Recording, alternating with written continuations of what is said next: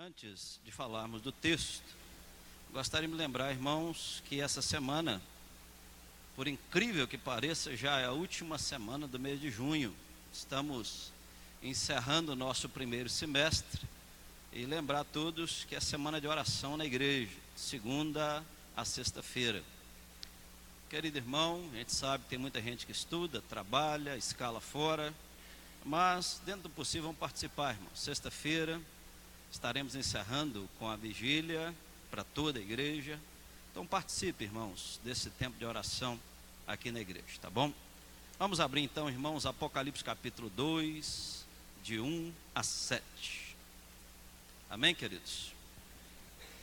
Diz assim a palavra do Senhor: ao anjo da igreja em Éfeso escreve: essas coisas diz aquele que conserva na mão direita 7 estrelas e que anda no meio dos 7 candeeiros de ouro.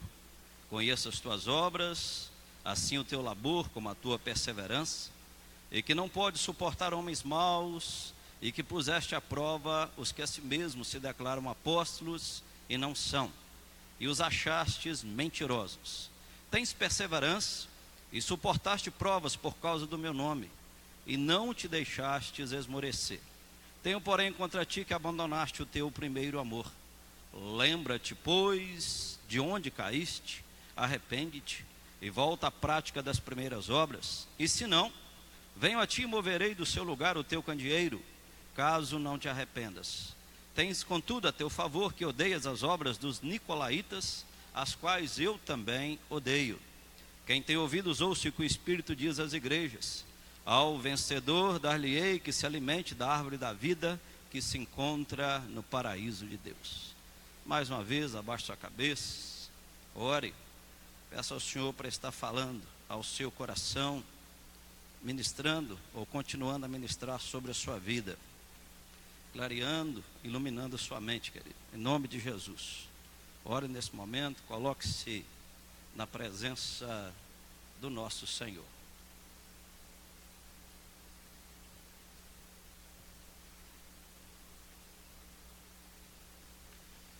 Deus amado, nós te agradecemos e te bendizemos por essa noite. Nos rendemos ao teu senhorio e nos prostramos diante da tua santidade. Obrigado por tudo que o Senhor nos proporcionou, pelo serviço cultico que temos o privilégio de prestar ao Senhor. E nesse momento nós clamamos: fala conosco, ilumina a nossa mente, clareia o nosso entendimento.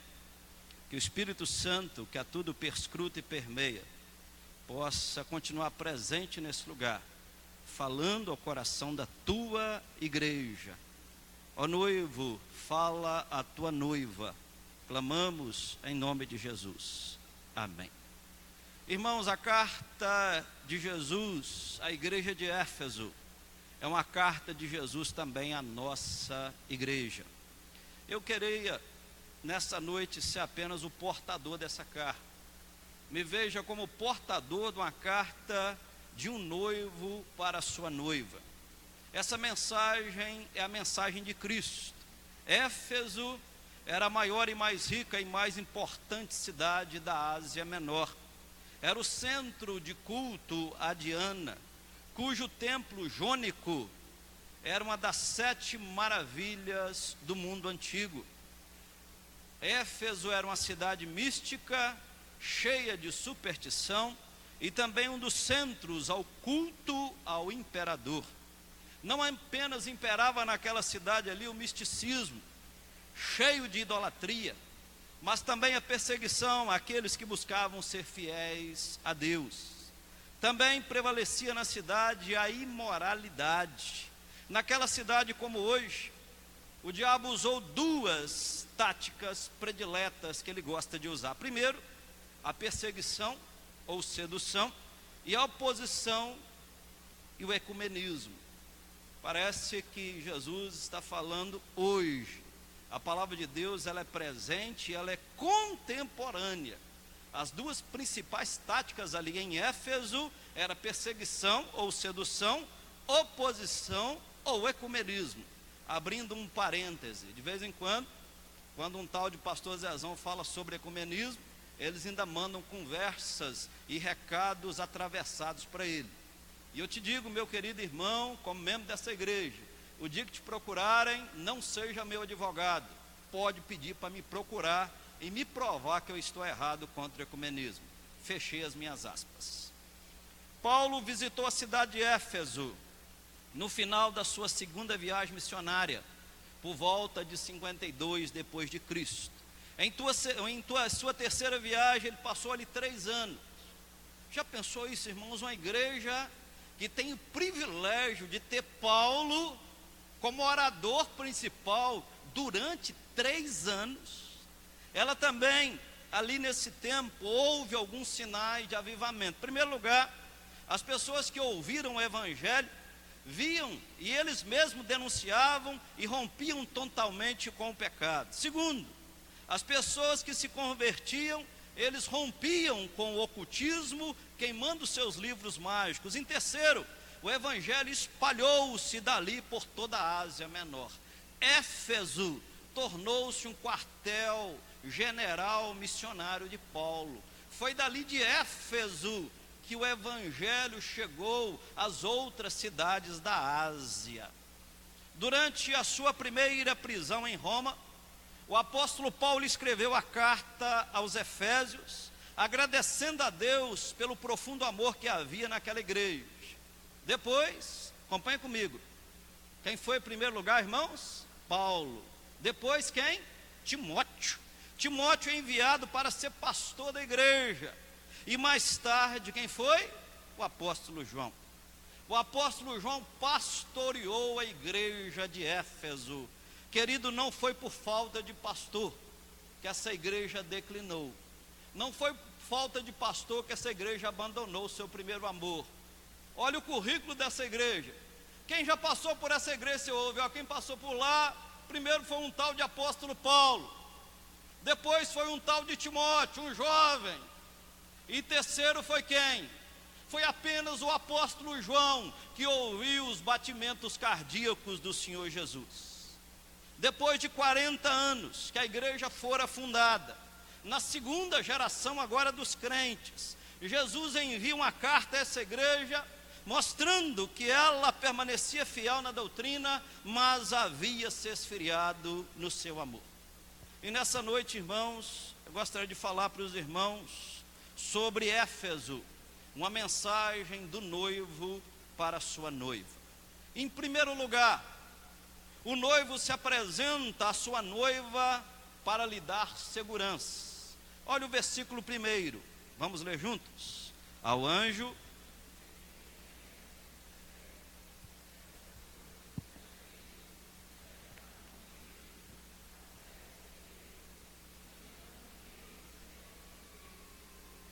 diz o texto, aquele que conserva na sua mão direita.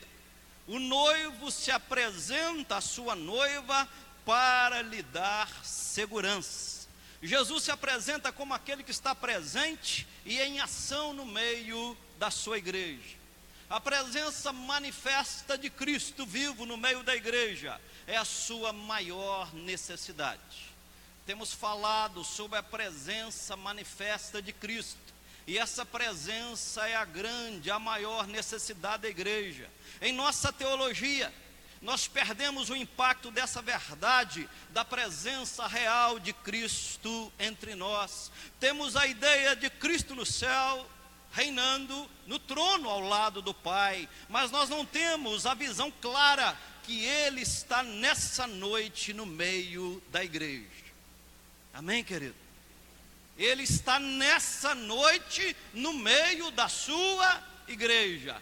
Ele diz, eu sou aquele que ando no meio dos candeeiros de ouro. Nós perdemos o impacto da presença de Cristo em nosso louvor, em nossas reuniões, em nossos encontros. Nós cremos na transcendência de Cristo, mas não vivemos a sua imanência. Cristo é transcendente, sobre um alto e sublime trono, mas Ele é imanente, Ele habita em nós, e isso é deveras maravilhoso, amém?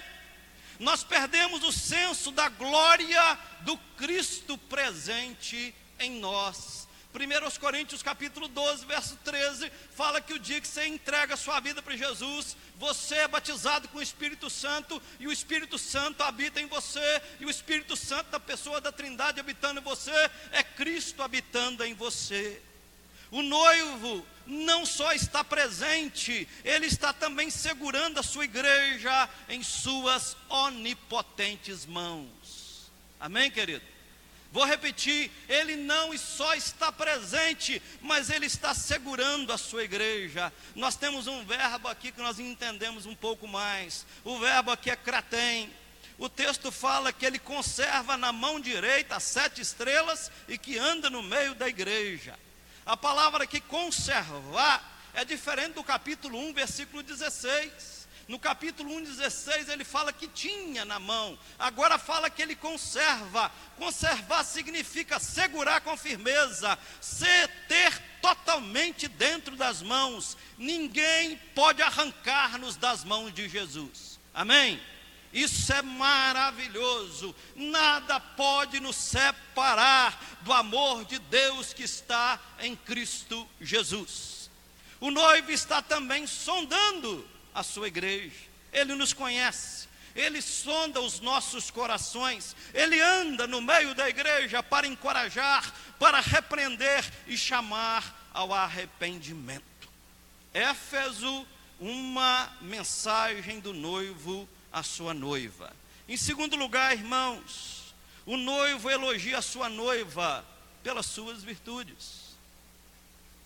Versículo 2 diz assim: conheço as tuas obras, assim o teu labor como a tua perseverança, e que não podes suportar homens maus, e que puseste à prova os que a si mesmos se declaram apóstolos e não são, e os achastes mentirosos. Verso 3: tens perseverança e suportastes prova por causa do meu nome, e não te deixastes esmorecer. Vamos ler o 6. Tens, contudo,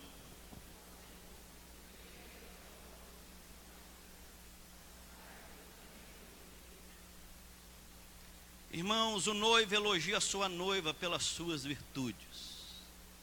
Quem já foi namorado aqui ou está namorando? Quem lembra do noivado? Olha aqui para mim, gente. Irmãos, Cristo é um noivo apaixonado pela sua noiva. Ele tem amor por essa noiva. Diz a Bíblia que ele está adornando e atoviando essa noiva. Ele cuida da noiva. Esse noivo, ele elogia essa noiva por suas virtudes. Ele fala que era uma igreja fiel na doutrina, mesmo cercada por perseguição e mesmo atacada por constantes heresias, essa igreja permaneceu firme na palavra contra todas as ondas e novidades que surgiram. Preste atenção, irmãos, contra todas as ondas e novidades que surgiram.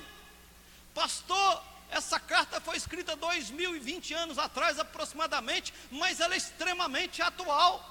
Éfeso manteve-se fiel diante das ondas e novidades que surgiram. Quantas ondas têm surgido?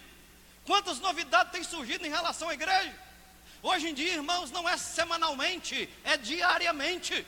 E às vezes uma novidade nova, uma onda nova, surge mais de uma vez por dia. Jesus, ele já alertara sobre o perigo dos lobos vestidos de pele de ovelha em Mateus capítulo 7, verso 15. Paulo já havia avisado aos presbíteros. Lá no capítulo 20 de Atos, ele chama os presbíteros e ele fala dos lobos que penetrariam no meio do rebanho. Só que agora os lobos haviam chegado. Essa carta é super atual, irmãos. Os lobos chegaram. O apóstolo João, ele nos advertiu a provar o espírito, porque há muitos falsos profetas. Está na sua primeira carta, no capítulo 4. Irmãos, a igreja de Éfeso, ela tinha discernimento espiritual. Tornou-se intolerante com a heresia, como no verso 2. E também tornou-se intolerante com o pecado da moral, está no verso 3. O texto fala que eles odiavam as obras dos nicolaítas. Quem eram os nicolaítas? Nicolaítas, o sinônimo, sabe o que é isso? Destruidores do povo. Eles pregavam a nova versão do cristianismo. Olha aqui para mim, preste atenção em mim. nicolaítas, destruidores do povo, pregavam uma nova versão do cristianismo. Você está ouvindo isso aí todo dia, ó. Uma nova versão do cristianismo. Eles pregavam um evangelho sem exigências, liberal e sem proibições. Essa carta é atual, irmãos. Essa carta é para hoje. Irmãos, já tinha isso na época de João. Elas não querem pensar, pessoas que só querem sentir. Elas não querem doutrina, elas querem as novidades, as revelações, os sonhos e as visões. Oh, irmãos amados, essas pessoas queriam gozar o melhor da igreja e o melhor do mundo. Será que nós estamos falando da atualidade, irmãos? Gente que quer gozar o melhor da igreja, mas também o melhor do mundo. Eles incentivam os crentes a comer comidas sacrificadas aos ídolos. Estava aqui no capítulo 2. Eles ensinavam que o sexo antes e fora do casamento não era pecado. Você está ouvindo isso hoje, irmãos? O sexo antes e fora do casamento para eles, para os nicolaítas não era pecado. Você está ouvindo isso todo dia, irmãos? Pastor hoje falar de pureza, falar de santidade e falar de virgindade no meio da igreja, ele é considerado o quê? Ultrapassado e cafona. Isso já acontecia na igreja de Éfeso. Eles ensinavam que o sexo antes e fora do casamento não era pecado. Irmãos, a igreja evangélica brasileira precisa dessa mensagem. Nós precisamos dessa mensagem para hoje. As pessoas hoje buscam experiência e não a verdade. Ah, pastor, eu fui na igreja, mas eu não arrepiei. Quem falou que o cristianismo é a religião do arrepio?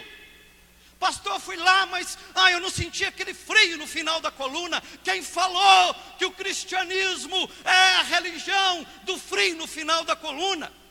Eles não querem pensar, eles querem sentir, eles não querem doutrina, eles querem as novidades, as revelações, os sonhos e as visões, que são subjetividade. Eles não querem estudar a palavra, querem escutar testemunhos eletrizantes. Elas não querem o evangelho da cruz, eles buscam o evangelho dos milagres. Elas não querem Deus, elas querem as bênçãos de Deus.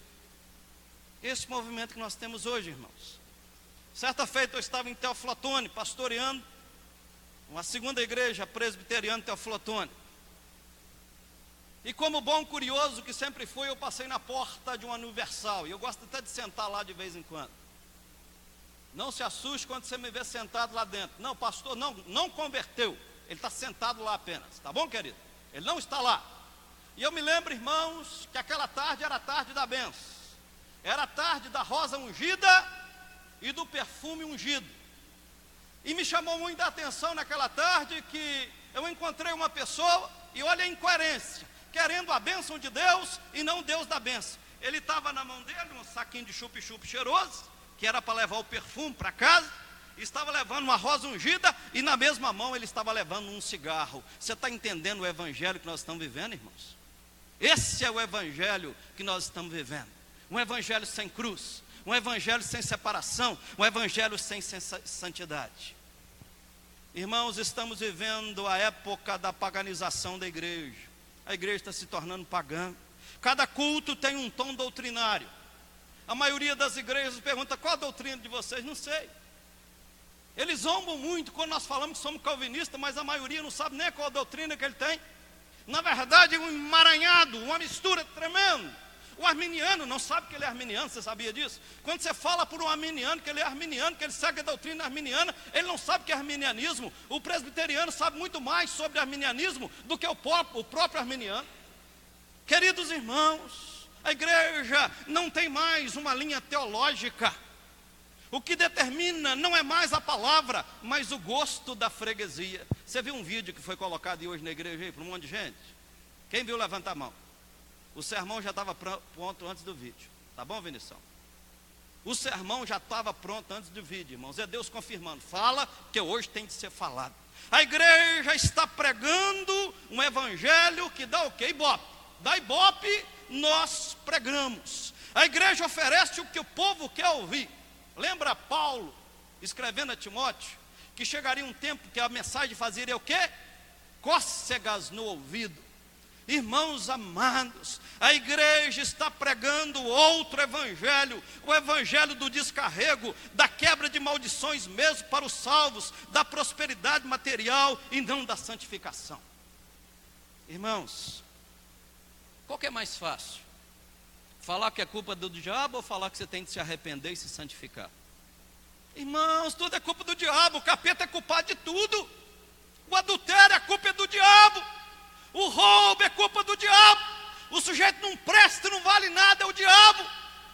É muito mais fácil dizer para ele: vem para cá, toma um banho de sal grosso, toma um descarrego, porque Satanás está te perseguindo. Não, querido, a mensagem da cruz não é uma mensagem de pregar descarrego, de libertação, mas eu quero: arrependei-vos e santificai-vos. O problema sou eu, como foi dito pelo presbítero Nil aqui, Isaías capítulo 6, verso 5, ele diz: ai de mim, eu estou perdido. O problema somos nós, irmãos.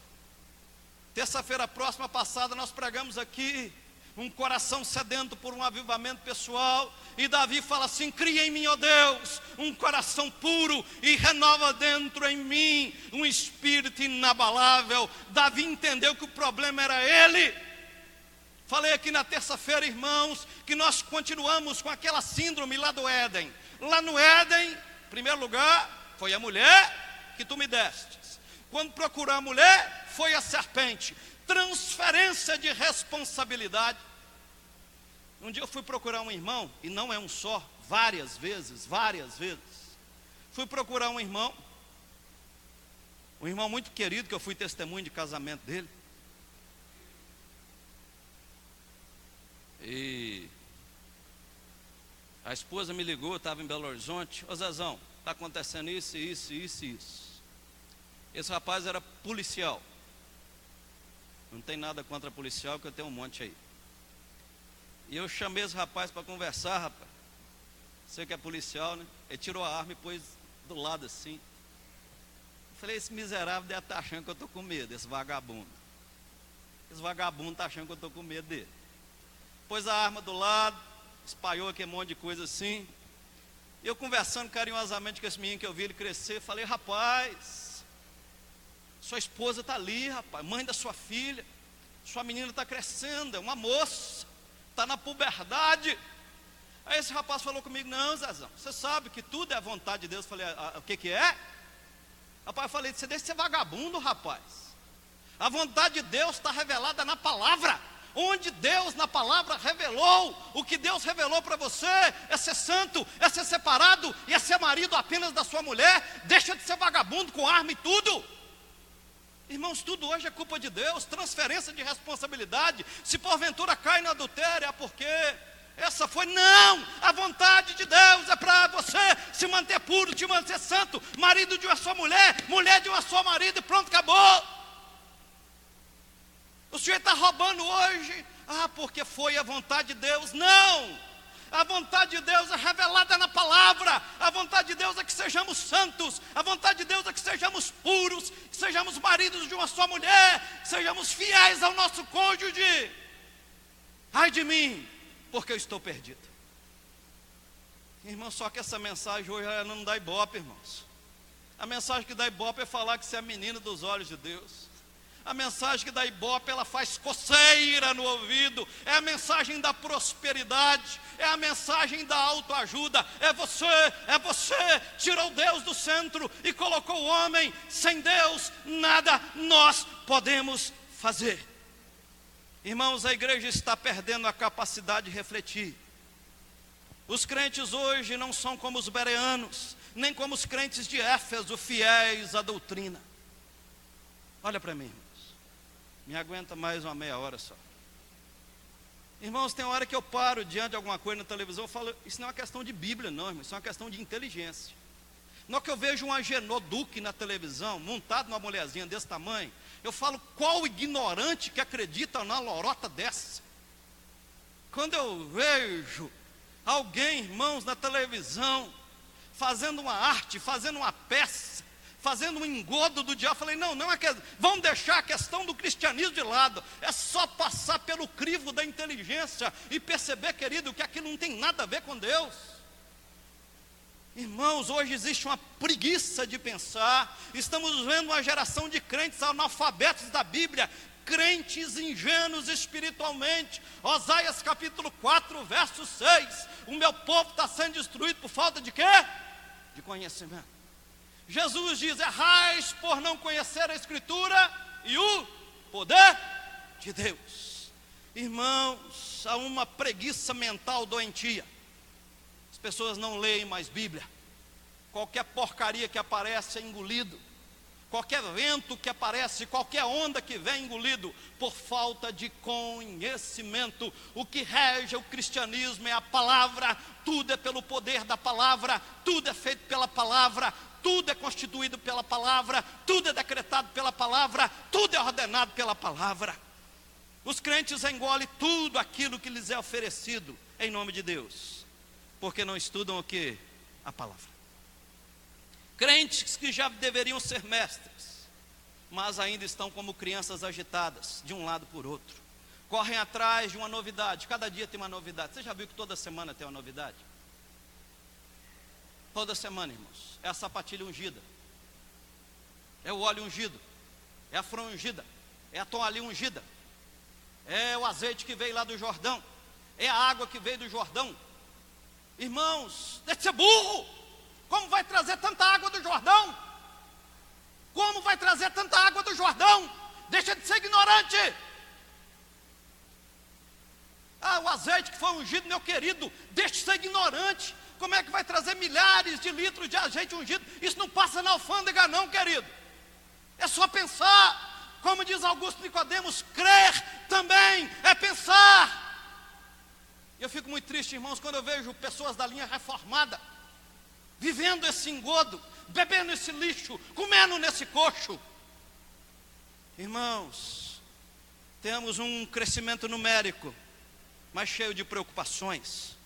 Estamos vendo a explosão numérica da igreja evangélica. Mas que igreja é essa? Que evangelho é esse? Outro dia eu vi um desses pastores nominais dizendo que vinha uma caravana de outro país para visitar a igreja dele, para ver o avivamento que estava acontecendo. Eu falei, que avivamento é esse? Meu irmão, olha aqui para mim, qual avivamento nós estamos vivendo no Brasil, irmãos? Avivamento nenhum, presença de Deus nenhuma, muita fumaça e nada de fogo. Querido, o que está crescendo não é o evangelho genuíno, mas um misticismo híbrido. O que estamos vendo florescer é um cristianismo híbrido, sincrético, heterodoxo, um outro evangelho, e não o evangelho da cruz. Querido, essa igreja era uma igreja envolvida com a obra de Deus. No verso 2 diz assim, conheça as tuas obras, assim o teu labor como a tua perseverança, e que não podem suportar homens maus, e que puseste à prova os que a si mesmos se declaram apóstolos e não são, e os achastes mentirosos. Queridos, a igreja de Éfeso não era apenas teórica, ela agia, havia labor, havia trabalho intenso. Os crentes eram engajados e não meramente espectadores. A congregação se envolvia e não apenas era um auditório.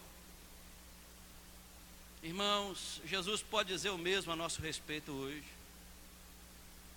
Nós temos sido uma igreja operosa, irmãos, ou temos sido apenas uma igreja intramuros, apenas das quatro paredes? Querido, você tem sido um ramo frutífero da videira verdadeira?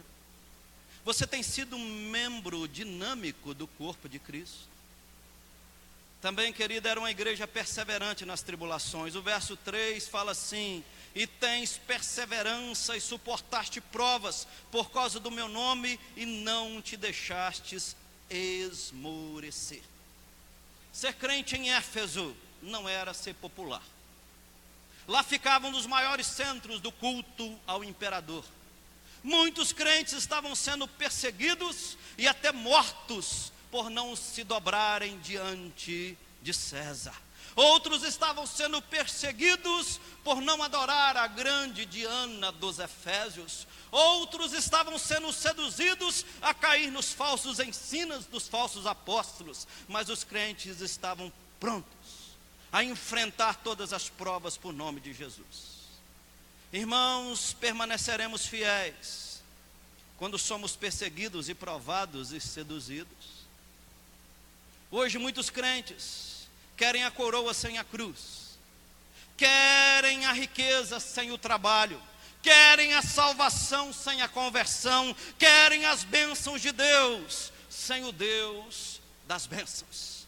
A igreja atual, queridos, está perdendo a capacidade de sofrer pelo Evangelho. A igreja hoje prefere ser reconhecida pelo mundo do que ser conhecida no céu. Olha aqui para mim, irmãos. Outro dia eu preguei sobre isso, querido. Lembra de Jó? Viste o meu servo Jó, homem íntegro, justamente a Deus, que se desvia. Se você é um crente que não é conhecido no inferno, querido, tem alguma coisa errada. Nós temos hoje uma igreja, irmãos, que quer ser conhecida pelo mundo, mas não quer ser conhecida lá no céu. A igreja hoje prefere ser conhecida aqui no mundo. Ela perdeu a capacidade de denunciar o pecado. Nós não denunciamos mais o pecado. Vocês viram que esse ano eu não escrevi sobre festa junina? Repararam? Repararam que eu não escrevi? Mas tem um monte de babaca aí caindo nessa armadilha do diabo. Alguns bestas estão colocando lá festa de São João, que maravilha. Vai ser idiota assim no centro do inferno.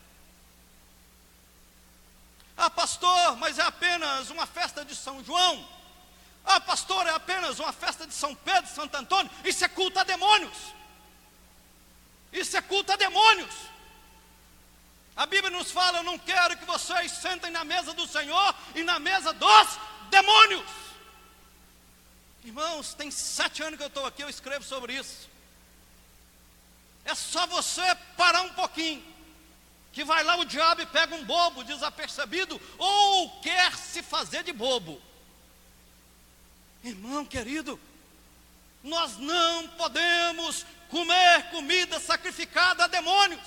Comida sacrificada a ídolos é comida sacrificada a demônios. A igreja do Senhor tem de separar, irmãos. Vou abrir um parêntese, olha aqui para o Zezão aqui. Abrindo um bom parêntese aqui. Gostaria de orientar a igreja presbiteriana de Mantena a não ser padrinho de casamento na igreja católica. Você está fazendo parte de culto aos demônios. Quando alguém te chamar para batizar uma criança, não faça, é culto aos demônios. Está gravado ali, se você quiser pegar a cópia, pegue a cópia e mostre para quem você quiser. Eu estou afirmando que é culto aos demônios. Irmãos, olha aqui para mim. Eu tenho uma santa inveja, irmãos, daquela igreja lá na Vila Nova dos Mangão. Sério. Como é que eles conseguem manter daquela forma? Mas sabe por que eles conseguem, irmãos? Porque eles têm 100% de proibição. Nós somos abertos demais, nós aceitamos tudo, nós comemos em qualquer coxo, nós comemos qualquer nojo. Irmãos, nós estamos desautorizados a fazer parte de culto aos demônios. Você está dando literalmente, querido, legalidade para as trevas na sua vida. Se você nunca ouviu da boca do seu pastor, quando alguém te chamar para ser testemunha de um casamento, você fala: não, eu não posso, porque eu não concordo. Se ele te pedir texto, você vai para a Bíblia. Se você não tiver texto, peça ao miserável do seu pastor, que ele tem os textos. Se alguém te chamar para batizar uma criança, não batize. Isso é culto a demônios, porque está rodeado de demônios, e nós não podemos fazer, não podemos nos associar aos demônios. É por isso que Jesus escreve à igreja de Éfeso, a noiva apaixonada. Cristo é um noivo apaixonado, e Ele quer uma noiva santa, pura, casta e apaixonada por Ele. Pelo menos um amém, irmãos. Amém, queridos. Cuide da sua vida espiritual. Separe a sua vida. De vez em quando, irmãos, Zezão é convidado para fazer culto ecumênico. Eu falo: eu te agradeço muito, mas eu não posso fazer. Irmãos, nós não podemos fazer aquilo que Deus não autorizou fazer. É pecado. Eu não posso abençoar aquilo que Deus já amaldiçoou. A igreja do Senhor, irmãos, é chamada para ser separada. Irmãos, A igreja hoje prefere ser conhecida pelo mundo do que conhecida no céu. A prova disso é o tanto de festa junina que tem no meio das igrejas evangélicas. Verdade ou mentira? Verdade, pode falar que é verdade, está cheio aí, ó. Está cheio de festa junina. Igrejas presbiterianas que faz festa da colheita no mês de junho. Presbiteriano, vamos falar da nossa turma aqui, ó. Não fala de ninguém não, fala de nós. Não vão sentar no rabo de ninguém não, vão sentar no nosso rabo. Vamos falar do nosso. Igrejas presbiterianas que fazem festa da colheita. Irmãos, perdeu a capacidade de denunciar o pecado. O púlpito está se transformando num balcão, o evangelho num produto e os crentes em consumidores. Terceiro lugar, queridos, Éfeso, uma carta do noivo para a sua noiva. O noivo repreende a sua noiva pelo esfriamento do seu amor. Vamos ler o versículo 4. Vamos todos juntos. Tenho.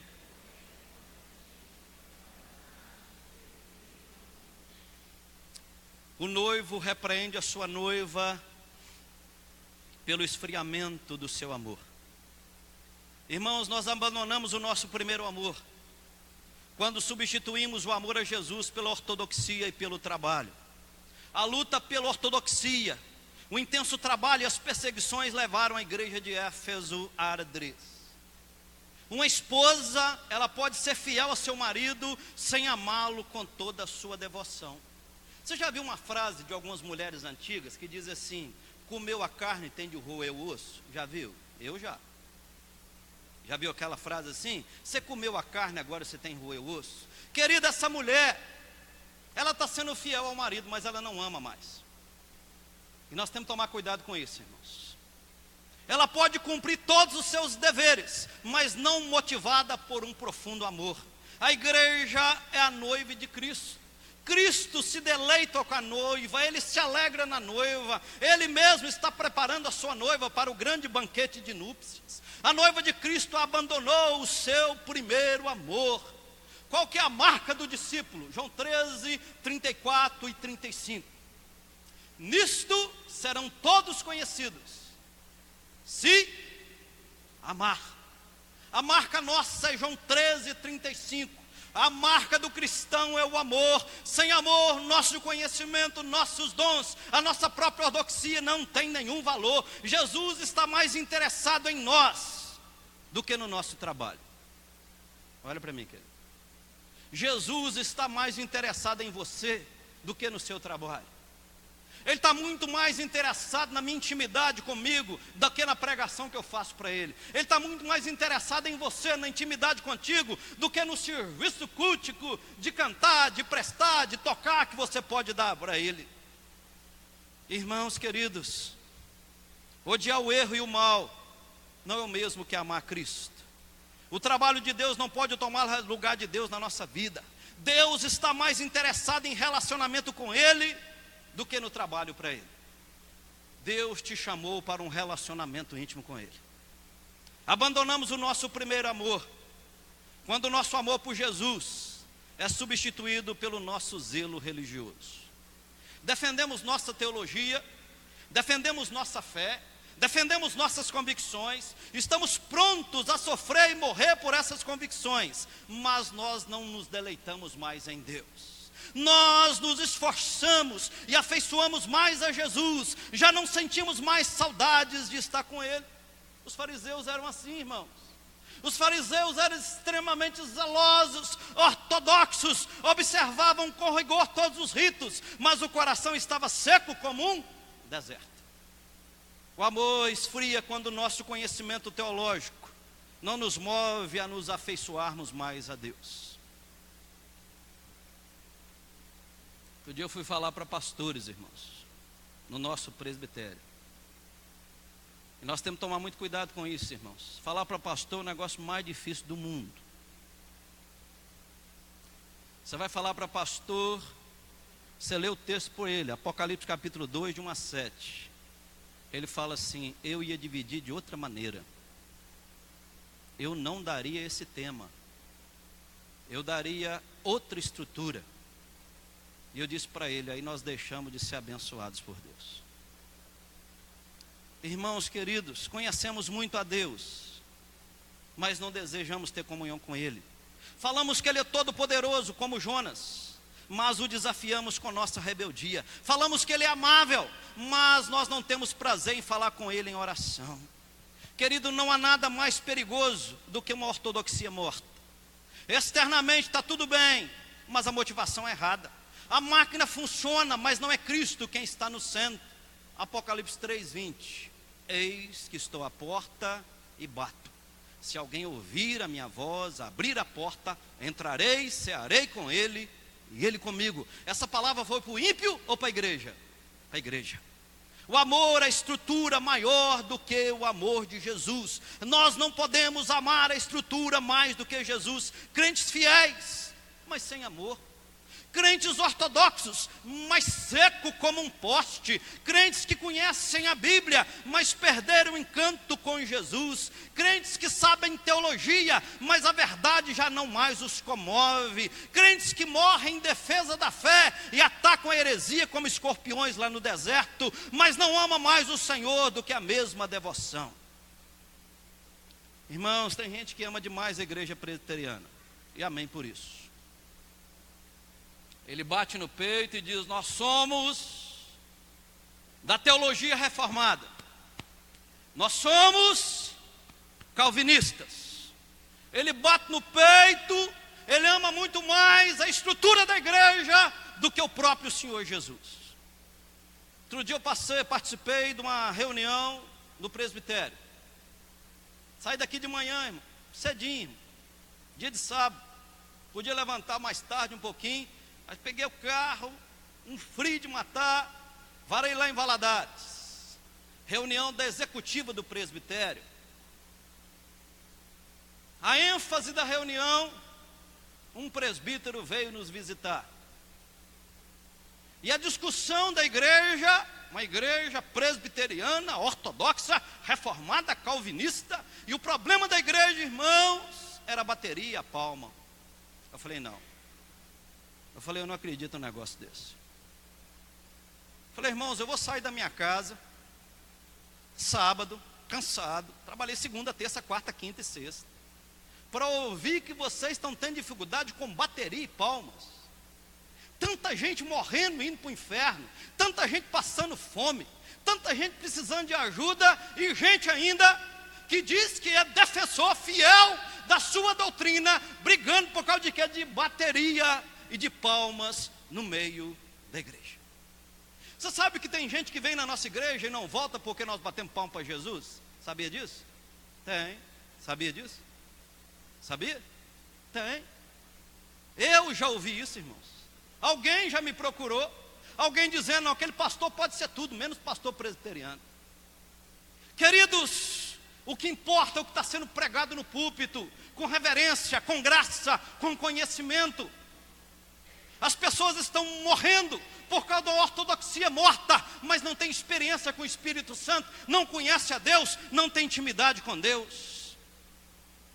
Irmãos, abandonamos o nosso primeiro amor quando examinamos os outros e não examinamos a nós mesmos. Terça-feira passada eu citei a música do Judson. Ele tem uma música chamada Terra Seca. E ele diz assim: o problema não é a igreja, o problema não é o pastor, o problema não é o ministério de louvor, o problema sou eu. Isaías capítulo 6, verso 5. Isaías no capítulo 5 aponta o dedo para fora e fala: ai dos que fazem isso, ai dos que fazem aquilo, ai dos que fazem aquilo outro. Aí no capítulo 6, no verso 5, no ano da morte do rei Uzias, eu vi o Senhor, ele viu o Senhor assentado sobre um alto e sublime trono, ele viu um Deus santo, santo, santo, e quando ele contemplou a santidade de Deus, ele diz: ai de mim, porque eu estou perdido. A questão somos nós, irmãos. Ai de mim, Senhor, eu estou perdido. É nós que precisamos de Jesus, é nós que precisamos de arrependimento, é nós que precisamos de conversão, é nós que precisamos de mudança de direção. Oh, queridos, a igreja de Éfeso examinava os outros, era capaz de identificar os falsos ensinos, mas não era capaz de examinar a si mesmo. Tinha doutrina, mas não tinha amor. A igreja identificava o mal doutrinário dos outros, mas não identificava a frieza do amor em si mesma. Em quarto lugar, irmãos, Éfeso, uma mensagem do noivo para a sua noiva. O noivo oferece à sua noiva a chance de um novo recomeço. Vamos ler o versículo 5 todos juntos? Lembra, pois,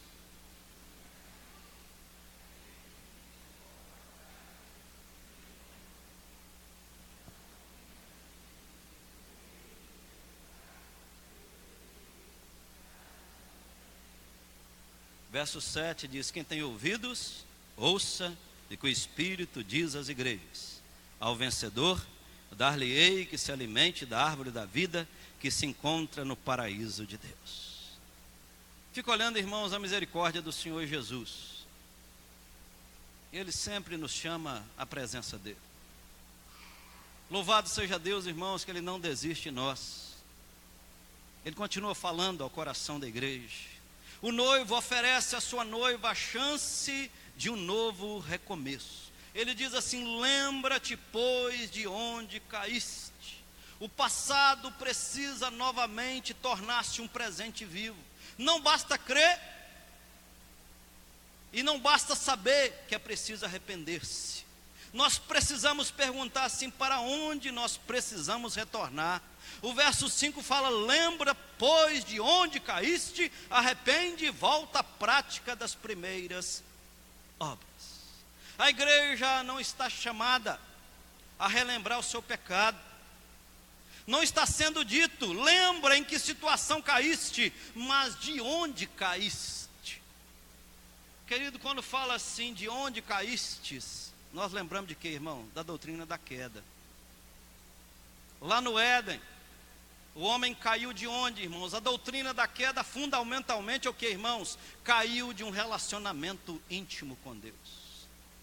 O filho pródigo, ele começou o seu caminho de restauração quando lembrou-se da casa do pai. Lucas capítulo 15 diz que ele lembrou da casa do pai. Ele diz assim: na casa dos meus pais, do meu pai, os trabalhadores têm pão com fartura. Arrependimento, olha aqui para mim, irmãos, presta atenção aqui, eu sei que tem muita gente com sono, mas eu já estou encerrando. Arrependimento não é emoção, arrependimento é decisão, irmão. Ah, não, pastor, eu não senti nada. Quem falou para você de sentir, querido? Arrependimento não é emoção, é decisão, é atitude. Não precisa existir choro, precisa ter o quê? Decisão. O filho pródigo não só se lembrou da casa do pai, mas ele voltou para a casa do pai. Lembra-te de onde caístes. Ele não apenas lembrou da casa do pai, mas ele voltou para a casa do pai. Lembrança sem arrependimento, sabe o que é, irmãos? Remorso. Lembrança sem arrependimento é remorso. Essa foi a diferença entre Pedro e Judas. Pedro se arrependeu, Judas teve remorso. Pedro se tornou o grande líder da igreja primitiva. Judas fez o quê? Se enforcou e se matou. Irmão, arrepender é mudar a mente, é mudar a direção, é voltar-se para Deus, é deixar o pecado, é romper com o que está entristecendo o noivo, o que está fazendo o seu coração esfriar. Deixa isso e arrependa-se. Essa é a palavra do noivo para a noiva. O que está fazendo o seu coração esfriar, deixa, volta, arrepende. No verso 5 ele fala: volta à prática das primeiras obras. Irmãos, não arrependimento, depois repetidamente arrependimento, mais arrependimento e depois frutos do arrependimento, ou seja, as primeiras obras. Tem gente que ouve, chora, sente arrepio, arrepende, e nada, não muda nada. Não é isso que Jesus está falando. Ninguém se arrepende de um pecado e continua praticando. Na minha época de mocidade, mãe da Marília, era muito engraçado. A gente, quando está na igreja há muito tempo, a gente conhece todo mundo, né? E nós tínhamos uma irmã do Ministério de Louvor. Toda pregação como essa que tinha, a gente sabe, ela vai lá na frente. E ela ia, chorava, fazia igual o Neymar depois do jogo do Brasil, dava aquele show lá. Que palhaçada, né, gente? Você não acreditou naquela palhaçada não, né? Hein? Você não acreditou naquele não, né? Vou te falar, irmão, ele tinha um vídeo de Vic dentro da cueca, ele passou no zóio, tá bom? Aquilo ali foi a maior palhaçada de depois daquele jogo. Aquilo foi uma vergonha. Ele estava preocupado com os patrocínios que ele estava perdendo, tá bom? Fechei aspas, que não tem nada a ver com o jogo. E essa menina, toda vez que tinha uma pregação como essa, ela ia lá para frente, chorava, desgrenhava o cabelo, arrepiava. Aí sempre tinha de ir lá alguém abraçar e consolar essa irmã. O que mudava, irmãos? Nada. Não é isso que Jesus está falando, não, queridos. Volta à prática das primeiras obras. É tempo de voltar para Jesus. Você que se afastou dele, que está frio, você que deixou de orar, de se deleitar na palavra, é tempo de se devotar novamente ao noivo. É tempo de ter relacionamento íntimo com o noivo. É tempo de voltar a amar o noivo. É tempo de desfrutar delícias com o noivo. Nós temos aqui uma solene advertência. E ele disse: não venho a ti e removerei do seu lugar o teu candeeiro. Olha para mim, irmãos. Quantos desigrejados você conhece? Quantos? Levanta a mão. Conhece um monte. Está entendendo por quê, irmão? Você está entendendo por que nós temos esse tanto desigrejado hoje? Candeeiro é feito para brilhar. Candeeiro, irmãos, é luminária. Candeeiro é feito para brilhar. Se ela não brilha, ela é o quê? Inútil, desnecessário. A igreja não tem luz própria, ela só reflete a luz de Cristo. E longe de Cristo, sabe qual a luz que você tem? Nenhuma. Querido, se você não tem intimidade com Cristo, você não brilha. Se você não ama, você não brilha. Porque quem não ama, diz a Escritura, que está onde? Em trevas. Pregamos aqui semana passada, irmãos, capítulo 1, verso de 1 a 4. Antes do juízo vir sobre o mundo, vem sobre a igreja. Capítulo 1 a capítulo 4 é o juízo sobre a igreja. Do capítulo 5 ao 22 é o juízo sobre o mundo. O juízo começa pela casa de Deus. Antes de julgar o mundo, Jesus julga a sua igreja. A igreja de Éfeso. Você sabe o que aconteceu com a igreja de Éfeso, irmãos? Deixou de existir. A cidade de Éfeso também o que?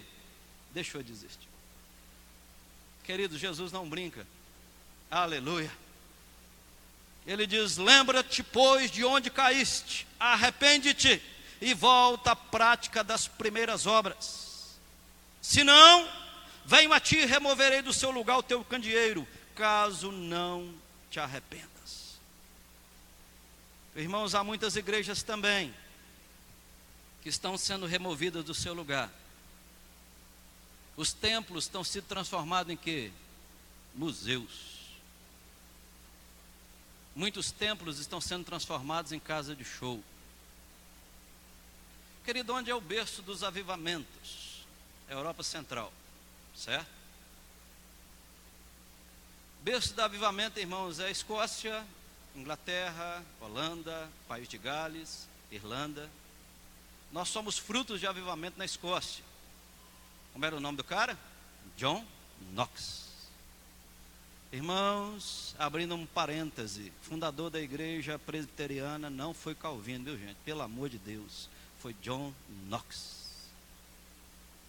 Outro dia eu vi uma reportagem, irmãos, que entristeceu deverasmente meu coração.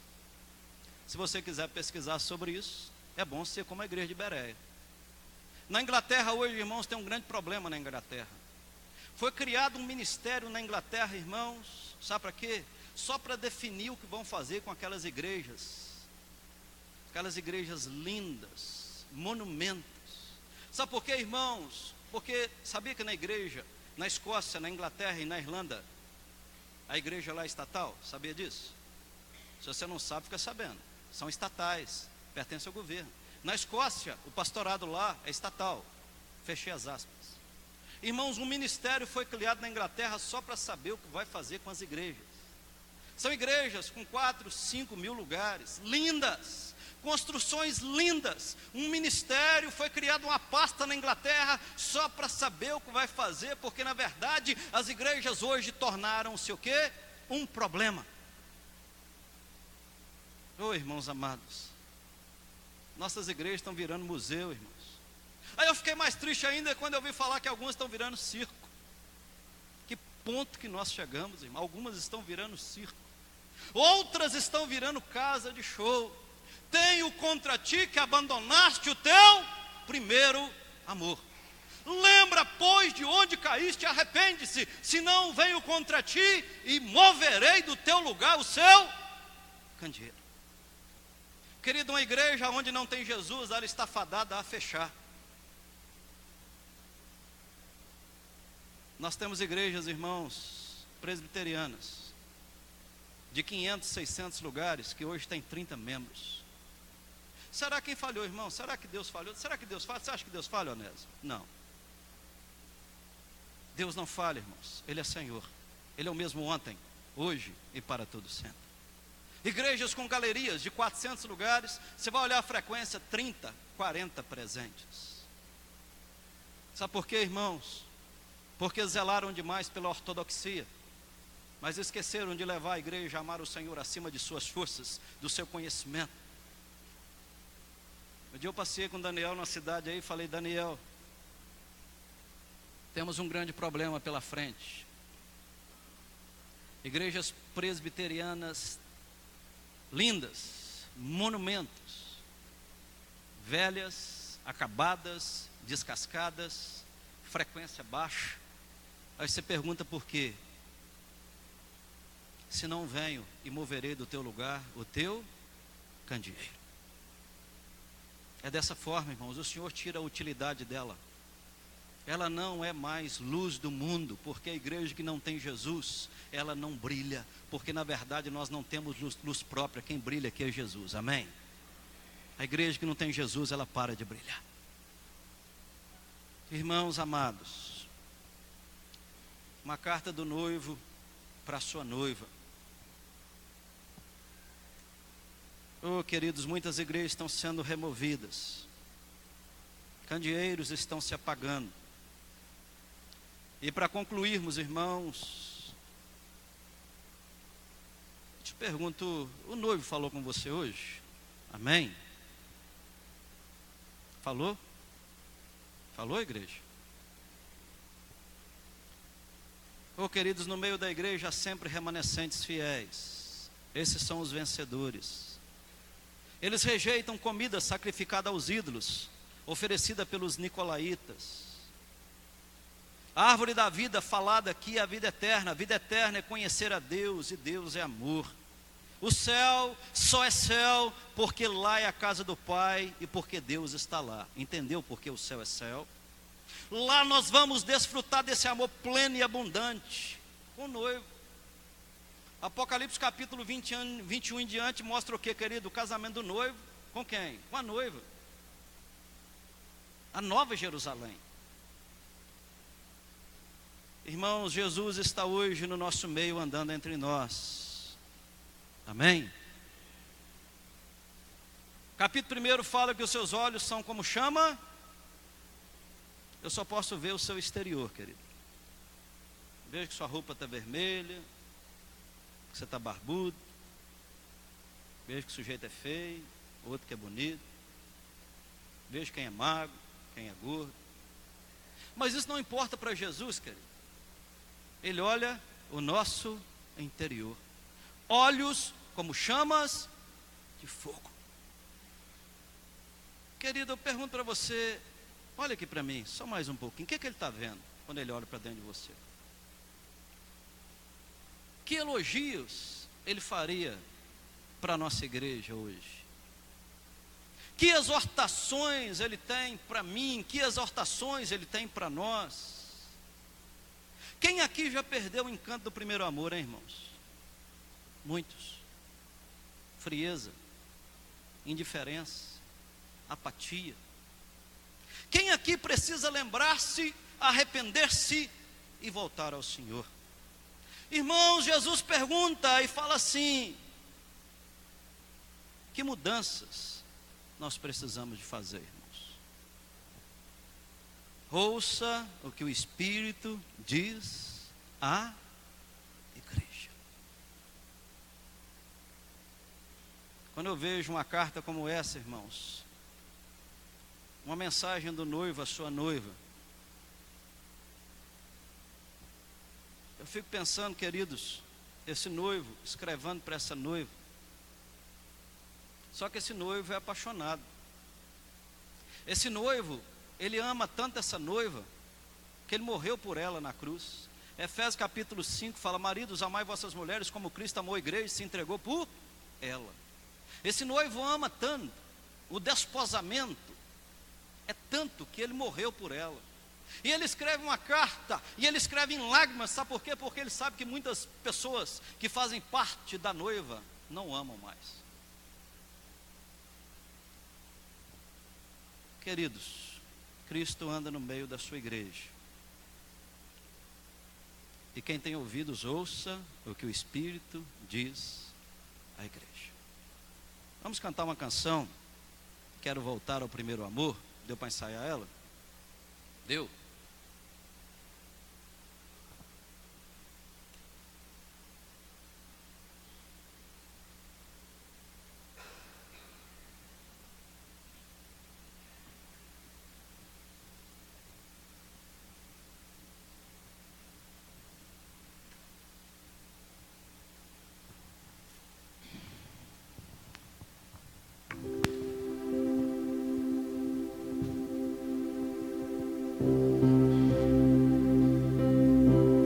A igreja de Éfeso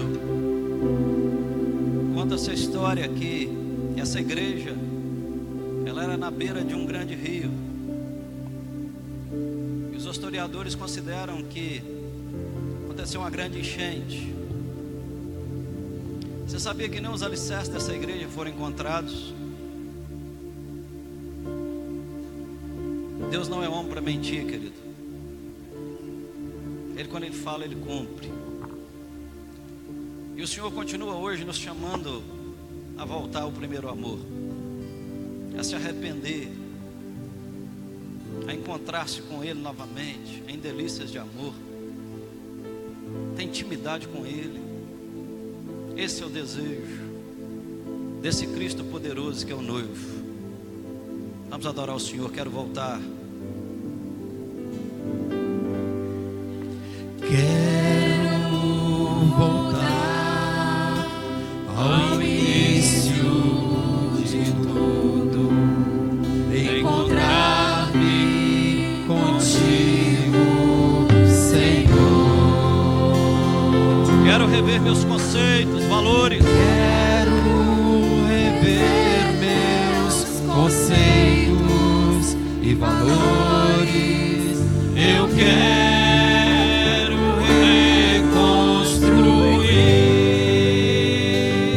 regressar ao caminho. Vou regressar ao caminho. Vou ver as primeiras obras. Vou ver as primeiras obras, Senhor.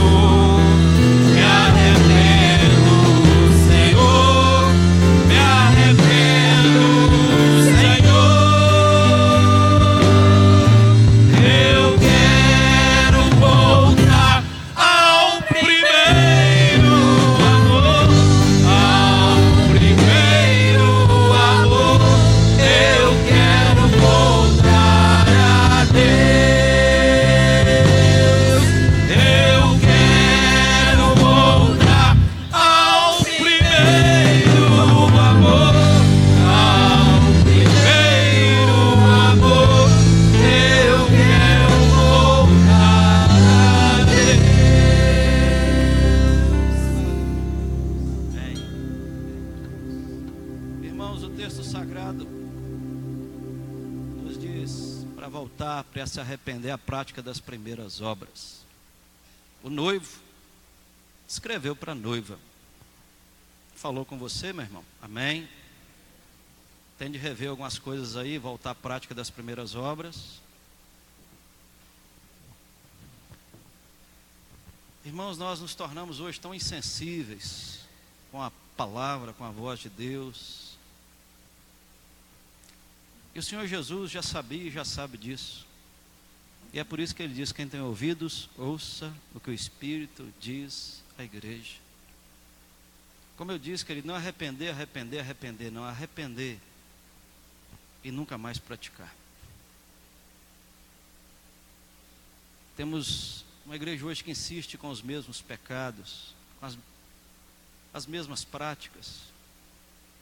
E é preciso, irmãos, um genuíno arrependimento, não remorso. Jesus não te chama ao remorso, mas ao arrependimento, a mudança, a transformação.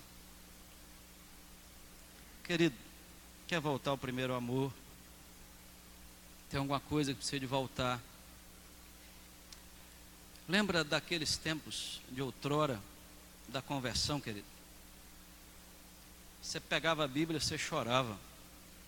Verdade? Isso vai esfriando, irmãos. Lembra quando você orava? Dobrava o seu joelho, tinha prazer de falar com o noivo no casamento. Oh, coisa maravilhosa.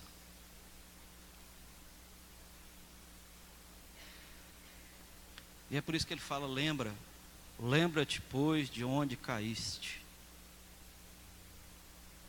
Caímos, irmãos, de um relacionamento íntimo com o Senhor Jesus, de tempos deleitosos e preciosos na presença dele. Você lembra daquele tempo? Que você passava com a minha palavra, você se deleitava na minha voz, você se deleitava na oração. Por isso que ele está falando: lembra, pois, e volta à prática das primeiras obras.